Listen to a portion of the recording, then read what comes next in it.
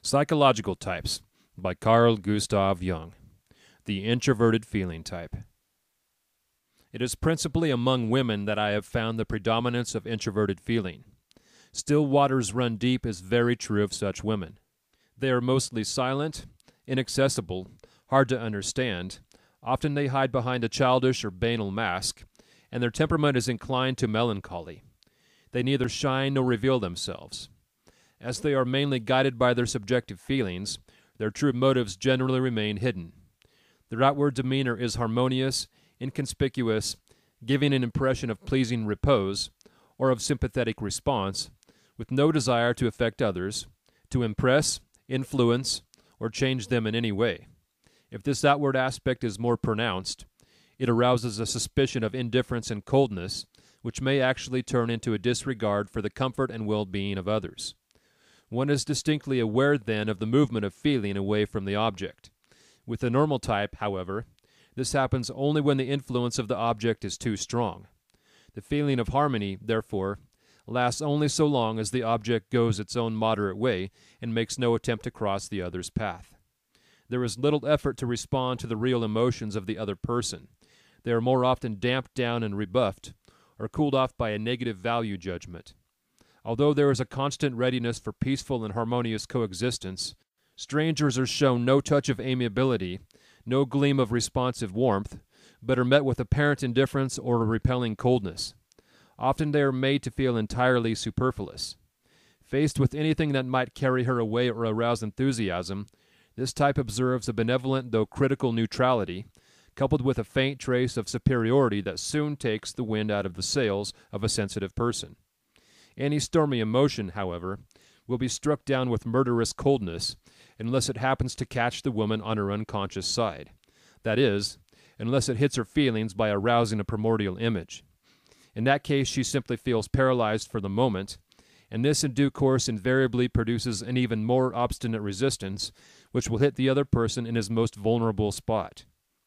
As far as possible, the feeling relationship is kept to the safe middle path, all intemperate passions being resolutely tabooed. Expressions of feeling therefore remain niggardly, and the other person has a permanent sense of being undervalued once he becomes conscious of it. But this need not always be so, because very often he remains unconscious of the lack of feeling shown to him, in which case the unconscious demands of feeling will produce symptoms designed to compel attention. Since this type appears rather cold and reserved, it might seem on a superficial view that such women have no feelings at all. But this would be quite wrong. The truth is, their feelings are intensive rather than extensive. They develop in depth. While an extensive feeling of sympathy can express itself in appropriate words and deeds, and thus quickly gets back to normal again, an intensive sympathy, being shut off from every means of expression, acquires a passionate depth that comprises a whole world of misery and simply gets benumbed. It may perhaps break out in some extravagant form and lead to an astounding act of almost heroic character, quite unrelated either to the subject herself or to the object that provoked the outburst. To the outside world, or to the blind eyes of the extrovert, this intensive sympathy looks like coldness because usually it does nothing visible, and an extroverted consciousness is unable to believe in invisible forces. Such a misunderstanding is a common occurrence in the life of this type, and is used as a weighty argument against the possibility of any deeper feeling relation with the object. But the real object of this feeling is only dimly divined by the normal type herself.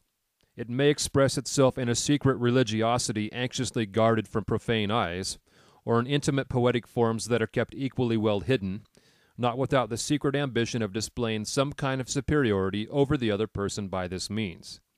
Women often express a good deal of their feelings through their children, letting their passion flow secretly into them. Although this tendency to overpower or coerce the other person with their secret feelings rarely plays a disturbing role in the normal type, and never leads to a serious attempt of this kind, some trace of it nevertheless seeps through into the personal effect they have on him, in the form of a domineering influence often difficult to define. It is sensed as a sort of stifling or oppressive feeling which holds everybody around her under a spell. It gives a woman of this type a mysterious power that may prove terribly fascinating to the extroverted man, for it touches his unconscious. This power comes from the deeply felt, unconscious images, but consciously she is apt to relate it to the ego, whereupon her influence becomes debased into a personal tyranny. Whenever the unconscious subject is identified with the ego, the mysterious power of intensive feeling turns into a banal and overweening desire to dominate, into vanity and despotic bossiness. This produces a type of woman notorious for her unscrupulous ambition and mischievous cruelty. It is a change, however, that leads to neurosis. So long as the ego feels subordinate to the unconscious subject, and feeling is aware of something higher and mightier than the ego, the type is normal. Although the unconscious thinking is archaic, its reductive tendencies help to compensate the occasional fits of trying to exalt the ego into the subject.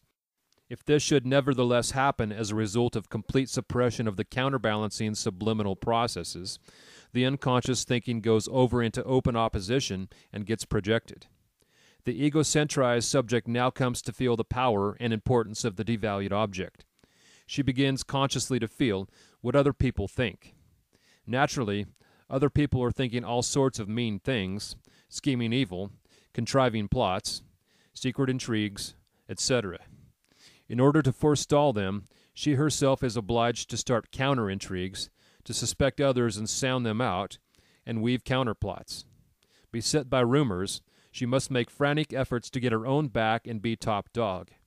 Endless clandestine rivalries spring up, and in these embittered struggles she will shrink from no baseness or meanness, and will even prostitute her virtues in order to play the trump card. Such a state of affairs must end in exhaustion.